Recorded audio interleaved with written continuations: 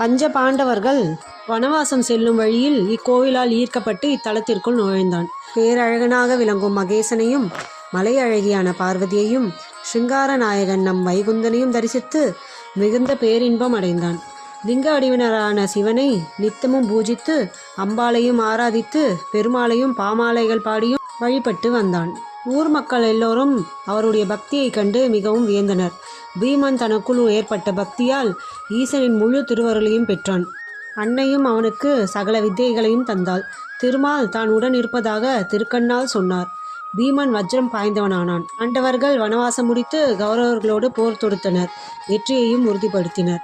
வில்வாரண்ய மக்கள் பீமன் தான் இத்தலத்திற்கு வந்து பூஜைகள் செய்தார் என்று தெரிந்து வியப்பின் உச்சிக்கே சென்றார்கள். பீமன் வந்து பூஜித்ததால் இங்குள்ள சிவபெருமானுக்கு மக்கள் பீமேஸ்வரர் என்ற பெயரை சூட்டி மகிழ்ந்தனர். சகல வித்தையையும் பீமன் பெற்றதால் பீமனுக்கு அம்பாள் சகல